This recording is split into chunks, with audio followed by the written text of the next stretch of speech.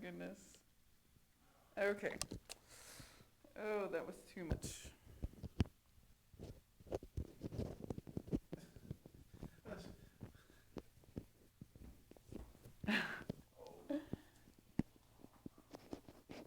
Talking about him starting this class at 9:30 tomorrow, and he's like, "Yeah, just leave the mic on." Yeah.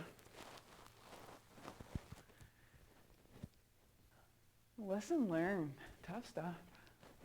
Well, oh, it just means like, and this is why they need me. And I Yes, was like, yes. That could have been all kinds of bad. I said, and it was live? Like, he said, yeah. Do I have a class? Yeah, got a class? Okay. Oh. Hey, that's a robust class. Good morning, kiddos.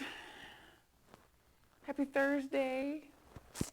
Hopefully you haven't had any problems so far this week. I haven't heard any, so I'm taking your silence as a good thing. That whole no news is good news thing is what I'm having to choose to live by. So today we're going to wrap up this part, this assignment. And so we're going to be using a different method to find some missing angles for a triangle, okay? So let's start on page 400. And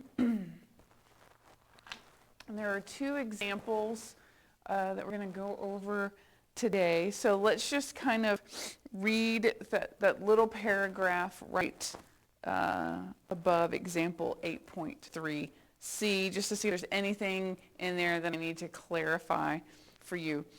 One practical use of inverse trig functions, which is what we did yesterday, is finding an acute angle of a right triangle when only two sides of it are known.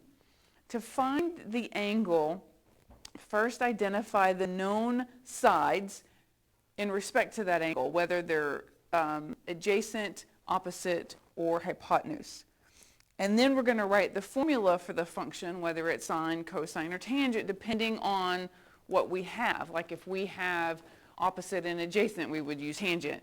If we had opposite over hypotenuse, we would use sine. If we had adjacent over hypotenuse, we would use cosine. Okay. Hopefully by now you have those memorized. You definitely should have those memorized by now. Once the correct formula is written, we're just going to substitute the values in, and then we're going to solve for theta. Theta is that unknown angle, okay? Angles can either, be given a number, in degrees or whatever. It can also be named by a letter or theta, okay?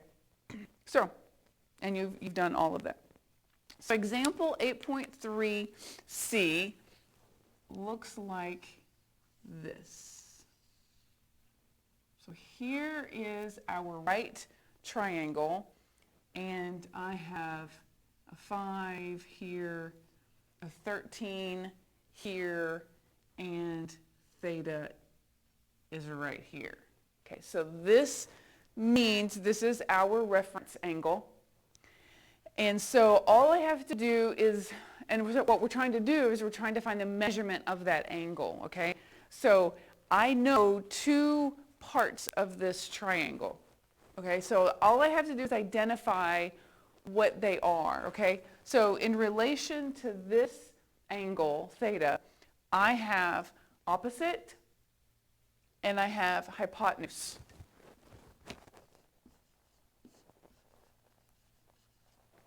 Okay.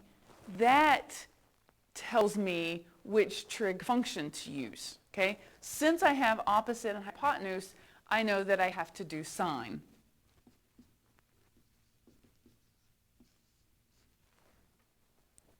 Okay, so we're just kind of piecing it together. It's like you're an investigator, okay? You're looking for clues. And so because of the parts that I have, that determines which trig function that we're going to use, okay? So now all we're having to do is substitute in those numbers where they go in our formula, okay? So it's really important, let me mention this after grading your work yesterday. It's really important that you include this, what the angle is named, okay? Whether it's a letter or whether it's theta, all right? It's really important that that is here, okay? It can't just be sine equals and then some numbers, okay? Also, there is an equal sign in here. You know, some of you guys are just, it's getting a little lax, a little sloppy, and you're doing okay as far as plugging values in correctly, but it's not thorough. You're just not everybody's paying attention to detail. So it's important that your angle is represented in this formula, and goodness gracious, we have to have an equal sign, okay? Why those are getting left out is kind of mysterious to me, but okay, so there's my encouragement for the day after grading last week. Okay, so let's substitute in what we know, all right? So I know that opposite is 5, and I know the hypotenuse is 13. Now this looks exactly like what we did yesterday, okay? So we would do the inverse. That's where we would do sine with a -1 that looks like an exponent to do the inverse, okay? You don't have to do all of that, okay? If you just know that I'm looking for an angle, and anytime I'm looking for an angle, I'm doing the inverse, and you can just shift. I mean, from here, you can just pick up your calculator, all right? And do shift, sine, punch this in, and I unfortunately forgot my calculator today. So, but we went over it very thoroughly the last couple of days. So from here, you would, I really kind of wish I had it now, you would hit shift, sine, and you would punch this in, just like we did yesterday. And then it would spit out something along the lines of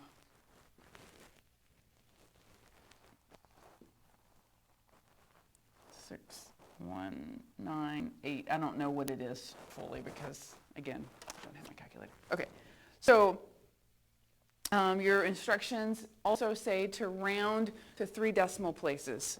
So we would do 22 points. All right, so this is the third guy. So I have to look here. This 8 would round this up. So basically that 19 turns into a 20, okay? The 9 goes up to a 0, the 1 goes up to a 2, okay? So except that this should be an approximate since it's a rounded number. So that'd be 620 degrees. Because this is the measurement of the angle, okay?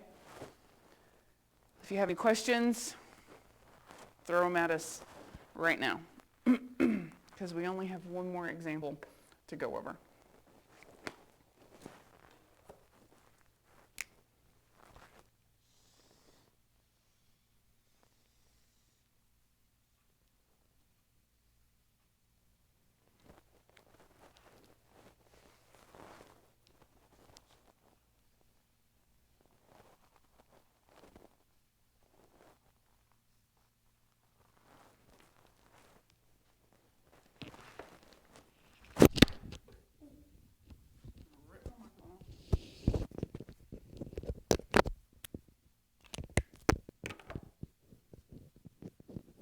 So are you guys good?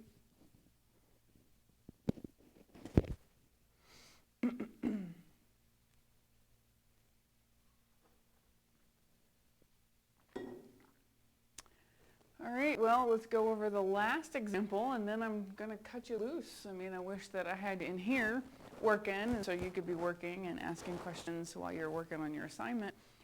but I can't, so you'll just have to let me know later on today if you have any troubles or if you need me to walk through a particular problem with you or something. You know, I've got my phone with me all the time, so I'm available. Okay, so this is example 8.3D, okay? So here's my right triangle. This is my reference angle, so this is my theta. And so I just have to look at the parts that I know, the parts that have been given to me in relation to that angle. So and that will determine whether I use sine, cosine, or tangent. So in relation to this angle, this is adjacent and this is opposite, okay? So if I have adjacent and opposite, then I know that I have to use tangent because tangent is opposite over adjacent. Those are the two that I have. So I'm going to do the tangent of theta equals opposite over adjacent.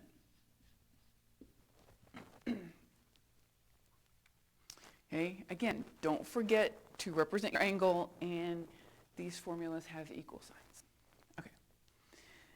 So now we just substitute in the values. Opposite is 6. Adjacent is 3. You can just type that in if you want to. You can reduce it first and then type it in if you want to. So that would be a 2. So this is what we would have done yesterday.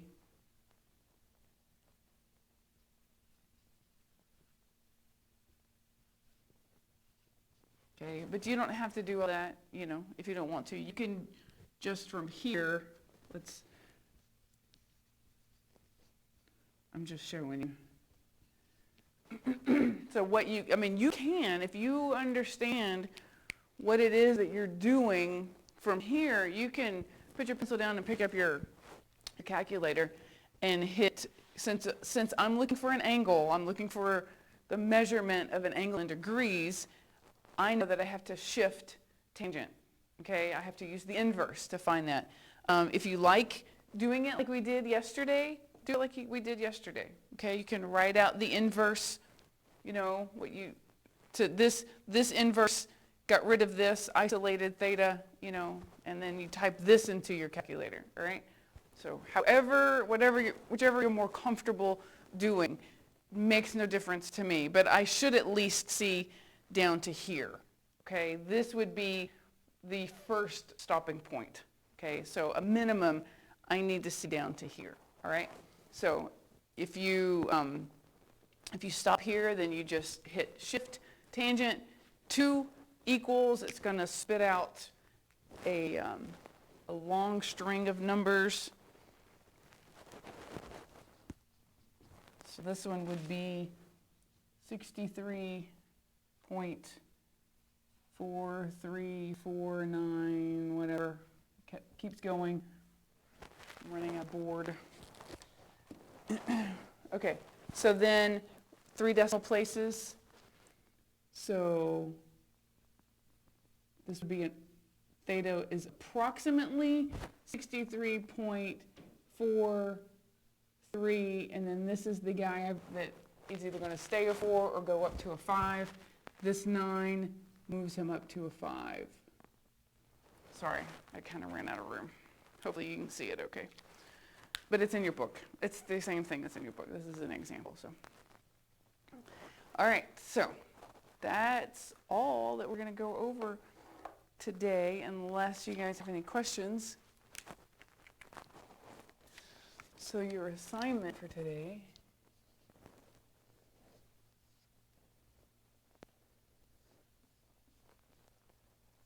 numbers 19 through 30 on pages 401 and 402.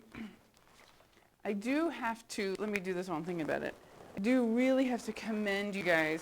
When I get the stack of Algebra 2 work out of your packets, they are so beautifully organized. They're and I'm assuming that you're doing it, Mr. Drager's not having to do it, but they're in order even, like from Monday to Friday. I mean, you guys are doing a fantastic job. You're neat and you're orderly, and keep up the good work, because some of you guys just make grading so easy, so easy, and I really do appreciate that. So keep it up, and pick one, Ryan. We'll do it. Pick one, you tell me. Doesn't matter to me.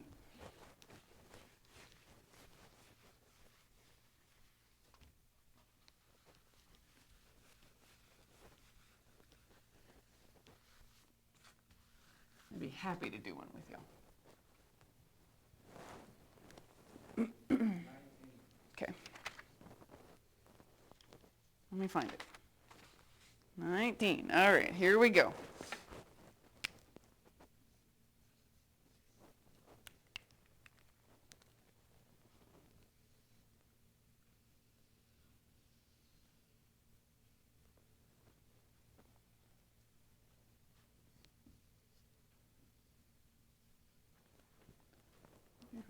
And here's our reference angle. Okay. All right, so let's find this angle. So we have to determine the sides, the two sides that we've been given. We have to identify them as adjacent, opposite, or hypotenuse. So in relation to this, I have opposite, and this guy's hypotenuse.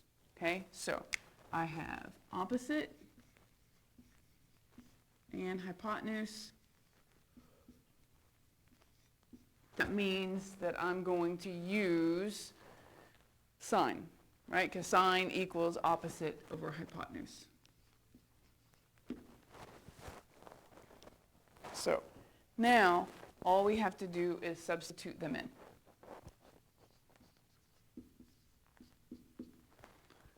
So opposite theta is 13. The hypotenuse is 25. If that's far enough for you and you know what to do from here, pick up your calculator, hit shift, sine, and then type in this and round that to 3 decimal places, okay? If you like doing it the way that we did yesterday, then you're not quite done. You'll do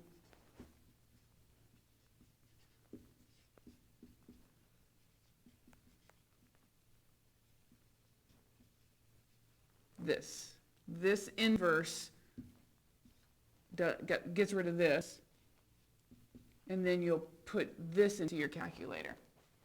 Shift sine. This is the sign with the -1 is the shift to sine on your calculator. So you'll hit shift sine, punch that in, and it's going to give you a string of decimals. Okay, I have to leave you here because I didn't bring my calculator. So just round it. So you can write down what it is, the original decimal answer, and then you do approximate, and then give me the rounded number. And so, sorry, I have to leave you there because I don't have it. I don't know if my phone will do it or not. I don't know what this phone is capable of. Let's see. How fancy is my calculator? Well, I've got sine, cosine, and tangent, but I don't have inverses. So, sorry.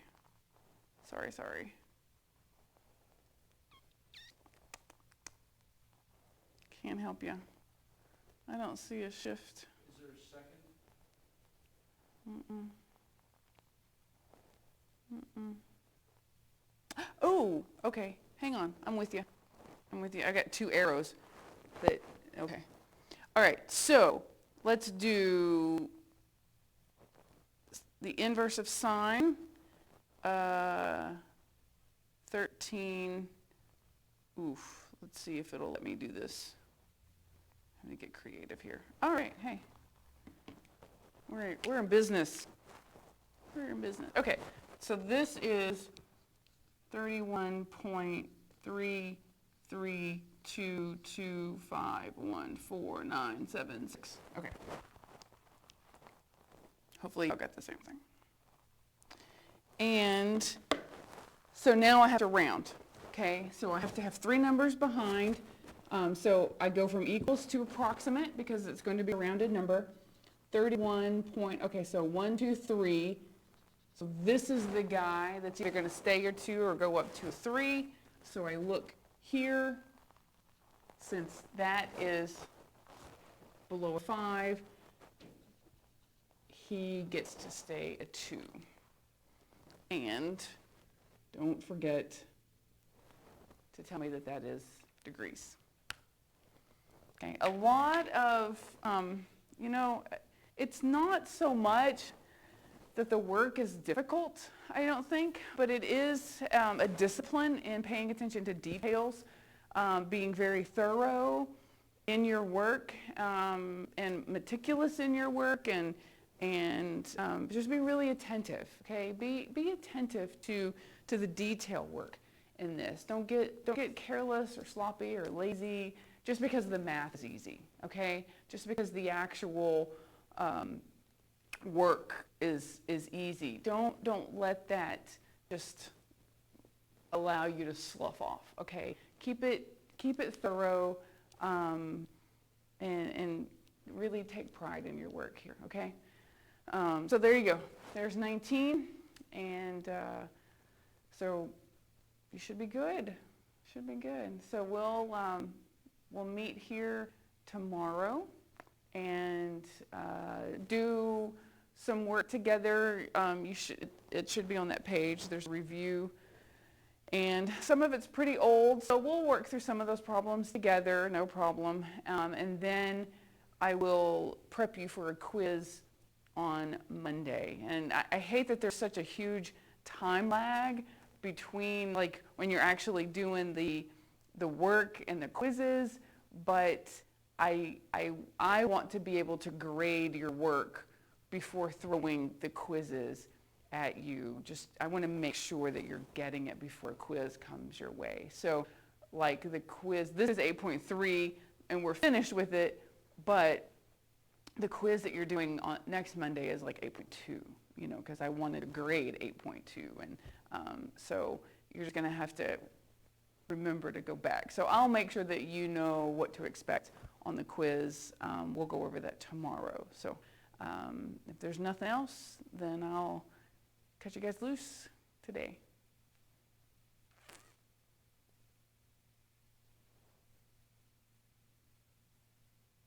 Should be good. Should be good. So have a good day. I'll see you tomorrow. Or you'll see me tomorrow.